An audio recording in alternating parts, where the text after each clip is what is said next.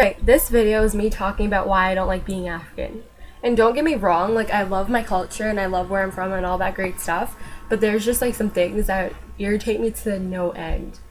Like my mom expects me to act a certain way and like dress a certain way and speak a certain way when I'm in front of people, and like she wants me to be this like perfect housewife, and I'm like, no, fuck that.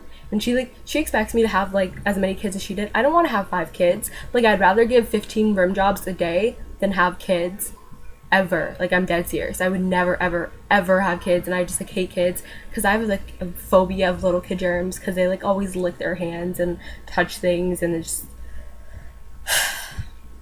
like I can't do it. And every time like I bring this up, she's like, "Oh, you're gonna get married to a guy who said like to a guy who gives me 5 cows." And she's serious. She's always serious. And like I don't think I'm comfortable with being the equivalent of 5 cows, to be honest. It just I can't do it. And then there's like the reactions people give me when I tell them that I'm African. It's like, whoa. And then whenever I wear like leopard prints or whatever, they're like, "Did you skin that yourself?" No, I didn't fucking skin it myself. Like I'll never get over it. And the arguments that I have with like Sudanese people, it's just ridiculous because there's no arguing. You cannot argue with a Sudanese woman at all because their tempers are just like the worst thing ever, especially my mom's. Like whenever we get into arguments, she always does this thing where she like looks me dead in the eyes and she licks her thumb and puts it on her forehead and then like lifts it in the air and she's like "Nyala chikanin," which basically like translates loosely into English as like "God be with you." And that's like her biggest threat apparently. And then when I was 8, like I remember this so clearly. Like she used to tell me that she would watch me through like this crystal ball, and I believed her because I thought my mom was like this voodoo magic priest shit, and like I thought this for the longest time.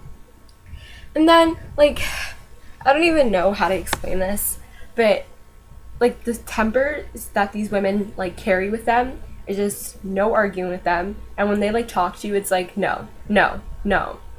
And I always try and get out of the house because I can't stay in the house. Like I don't like sitting still for long. Well, unless like I'm eating something, because then I'll stay there forever.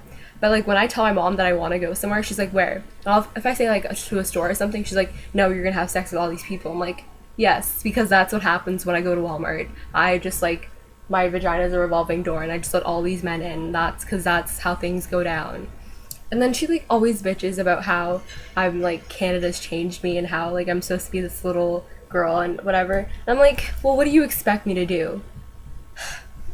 Another thing I hate is when I come to when I go visit my family or whatever, like all my African friends, I guess, they're just like, "Why are you so white? Like why do you talk like that? Why do you act like that?" I'm like, "Okay, obviously I'm gonna act like a white person because I've been around white people my entire life and like I don't know any other way to act. Do you expect me to just like walk around with like a bucket of fried chicken and like grape juice or grape Kool-Aid in my hands? Like I can't do it. I cannot act ghetto if my life depended on it." And like I don't know what I'm supposed to do. Am I supposed to start carrying around a gun to show that I'm like tough and like street? Like I don't know what's going on and I just can't deal with it.